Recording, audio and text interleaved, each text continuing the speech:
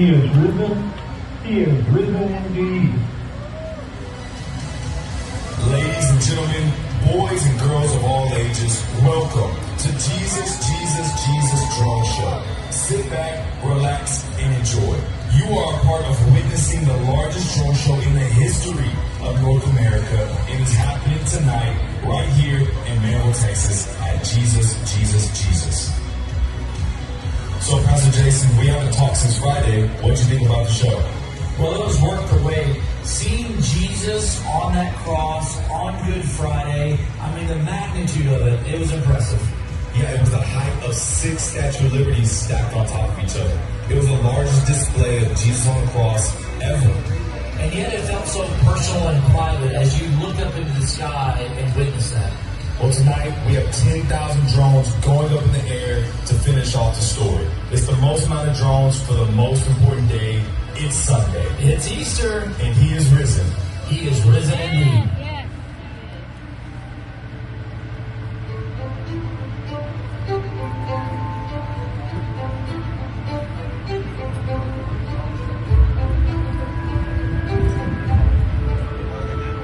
Early on Sunday morning, as the new day was dawning, Mary Magdalene and the other Mary went out to visit the tomb. Suddenly, there was a great earthquake, for an angel of the Lord came down from heaven and rolled away the stone. His face shone like lightning, and his clothes was as white as snow. The guards shook with fear when they saw him, and they fell into a dead faint. Repent!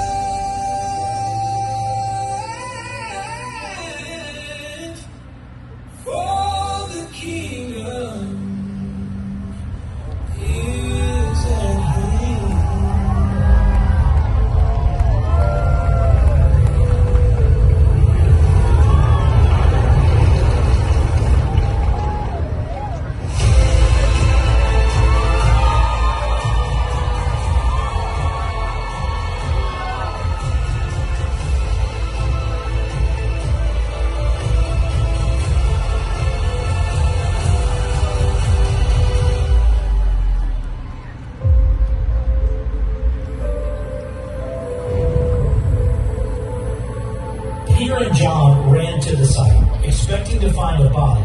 Instead, they found grave clothes folded.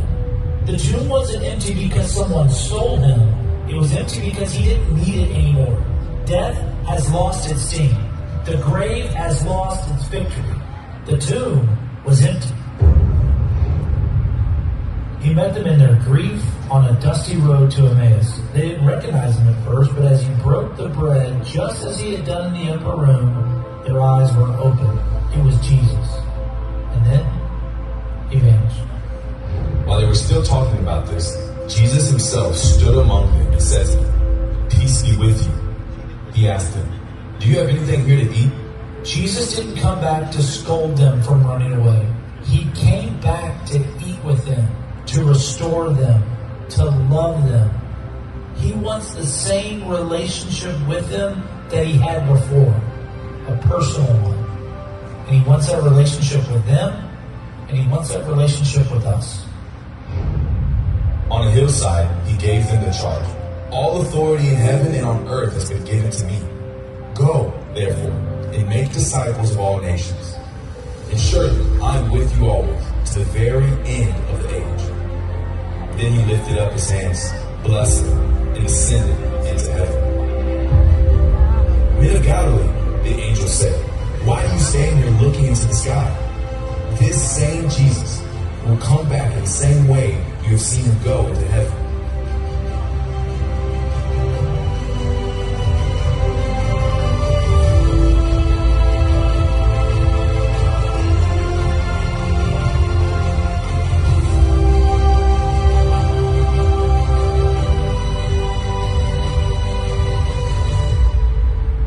Jesus sits at the right hand of God, King forever. His work is finished. His kingdom is established. He doesn't ever need to stand. But he chose to stand once. When Stephen, his follower, full of the Spirit, faced death for his faith. But Stephen, full of the Holy Spirit, gazed steadily into heaven and and saw the glory of God.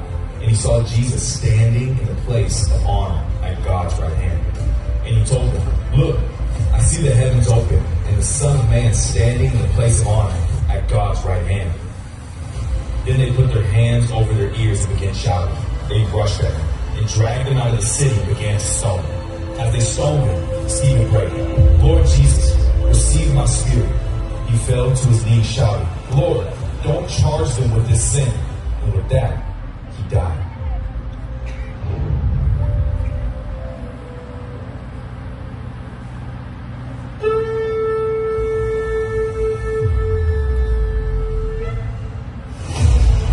The story doesn't end at the grave. It doesn't end at the ascension. It ends with a promise. He is coming back. The Son of Man, the Lamb of God, the King of glory. His name is Jesus, and he is alive. Death could not hold him. The grave is empty. Sin is defeated, and he is coming again. And there, before me was a white horse, whose rider is called Faithful and True. On his robe and on his thigh, he has the name written, King of Kings and Lord